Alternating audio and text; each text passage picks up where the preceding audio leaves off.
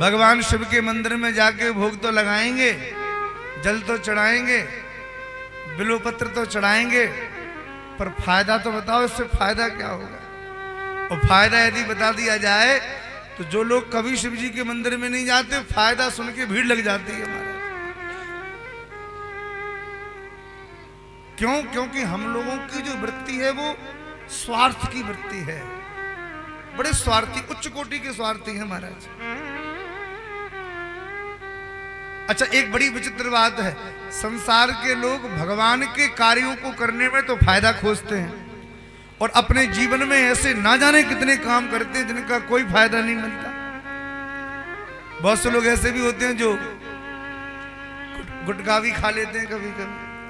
बहुत से ऐसे भी होते हैं जो बीड़ी सिगरेट भी पीते होंगे, और कभी कभी तो महाराज मौका पड़ जाए तो बोतल चढ़ाने में भी पीछे नहीं हटते हैं।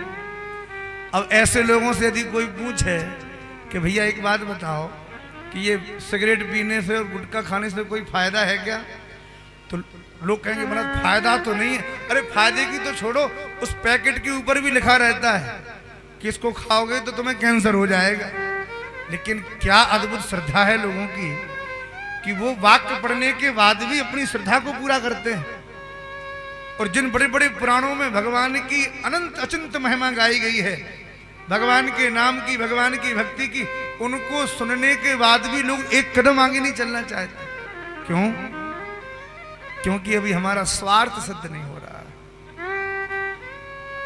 स्वार्थ की प्रीति इतनी ज्यादा है कि जीवन में यदि कोई संकट आ जाए, किसी पंडित जी ने कह दिया कि भाई अब तुम्हें पीपल के पास जाके शाम को तुम्हें दीपक जलाना है, यहाँ ये करना है, वहां वो करना है, तो उस संकट को दूर करने के लिए हम सब कुछ करेंगे, पर स्वाभाविक रूप से भगवान की भक्ति करें, ये हम लोगों के मन में कभी आता ही नहीं। और भगवान को सबसे ज्यादा प्रिय भक्ति यदि कोई लगती है तो वो केवल एक ही भक्ति लगती है। बोले कौन सी?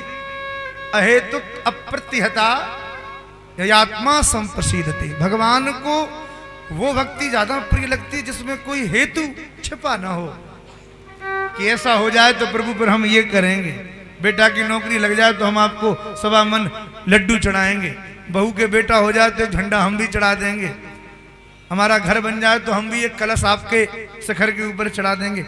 ये जो भक्ति है ये उत्तम भक्ति नहीं है। इस भक्ति का मतलब है कि आप भगवान से अपने मन की करवाना चाहते हैं।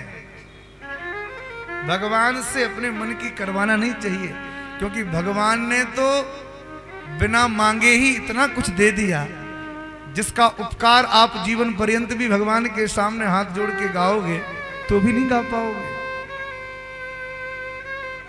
लेकिन हमारी और आपकी सबकी ऐसी दुर्बुद्धि है कि हम लोग दिन रात भगवान के सामने मांगते ही रहते हैं, जब देखो जब मांगते रहते हैं।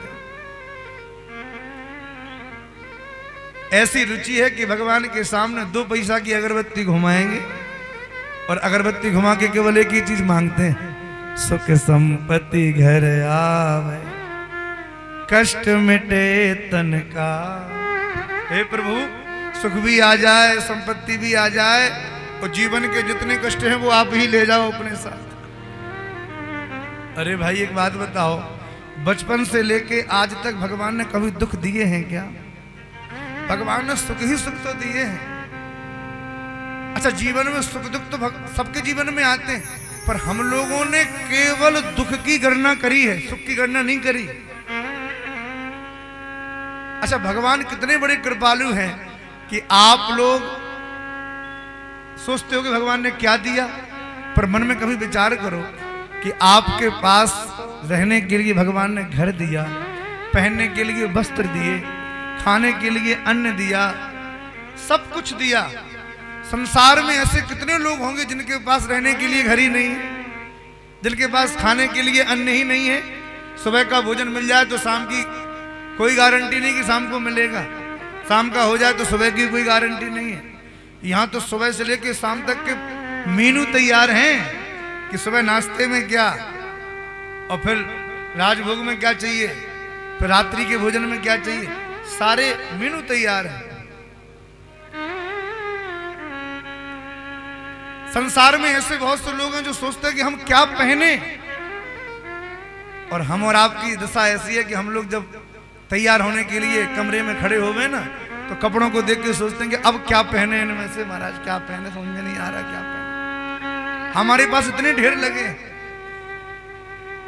किसी के पास खाने को नहीं है, किसी के पास पहनने को नहीं है, रहने को नहीं है। आपको भगवान ने सब कुछ दिया, फिर भी भगवान के सामने मांगने की जो आदत है ना, ये कभी नहीं होनी चाहिए। हमारे भगवान इतने कृपालु हैं कि उनकी एक एक कृपा का अनुभव करके जीवन में उनको हमेशा धन्यवाद ही देना चाहिए। प्रभु बहुत दे दिया आपने। अच्छा एक बात बताओ, सबके घर में भगवान है, भगवान की पूजा करते हो। हमने प्राय घरों में देखा है, छोटी छोटी कटोरियों में भगवान का भोग लगाते हैं। छोटी सी कटोरी में भोग धर दिया, आचमनी से जल डाल दिया, दीपक दिखा दिया, हो गई सेवा पूजा।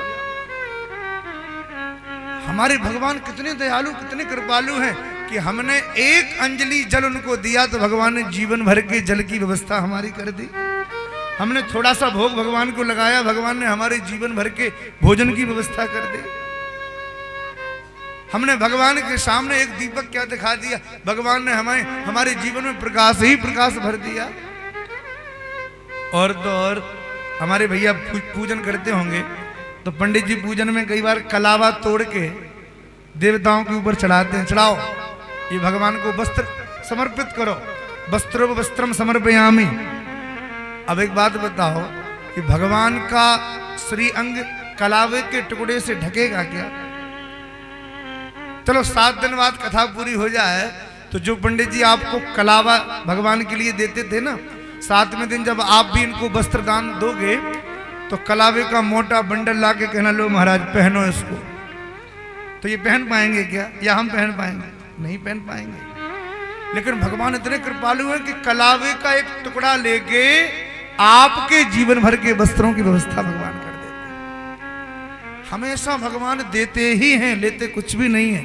लेकिन हम लोगों ने जो गणना कर रखी है ना, वो केवल अपने दुखों की गणना